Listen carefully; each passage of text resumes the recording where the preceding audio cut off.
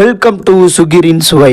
இன்னைக்கு நாம பார்க்க போற சமையல் சேலம் ஸ்டைல் மட்டன் வறுவல். ஒரு பேன்ல 2 டேபிள் ஸ்பூன் ஆயிலை ஹீட் பண்ணி கடுகு உளுத்தம்பருப்பு 1 டீஸ்பூன் சேர்த்து நல்லா வதக்கி அதுல 100 கிராம் சின்ன வெங்காயம் சேர்த்து பொன்னிறமாற வரைக்கும் வதக்கி ஒரு தக்காளியை சாப் செஞ்சு நல்லா வதக்கி அதுல ஒரு கைப்பிடி கருவேப்பிலை கொத்தமல்லி சேர்த்து நல்லா வதக்கிக்கோங்க.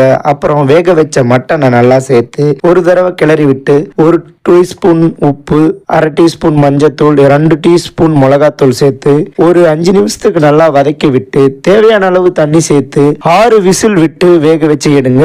இப்ப பாத்தீங்கன்னா நம்மளுக்கு மட்டன் நல்லா வெந்து வந்திருக்கு. அதை தனியா பிரிச்சு எடுத்துட்டு ஒரு பேன்ல 2 டேபிள் ஸ்பூன் ஆயில் விட்டு கடுகு உளுத்தம் பருப்பு சேர்த்து ஒரு பொடியா நறுக்குன வெங்காயம் சேர்த்து அதுல கருவேப்பிலை கொஞ்சம் சேர்த்து நல்லா கண்ணாடி பதத்துக்கு வதக்கிக்கோங்க. அதுக்கப்புறம் ஒரு தக்காளி பொடிச்சு சேர்த்து அதுல 2 பச்சை மிளகா பொடிச்சு சேர்த்து நல்லா வதக்குங்க.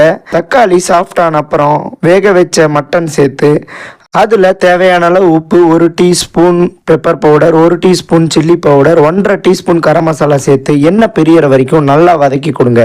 எண்ணெய் பிரிஞ்ச அப்புறம் அது நல்லா வெந்து வந்திருக்குன்னு அர்த்தம். இப்போ சேலம் மட்டன் வறுவல் ரெடி.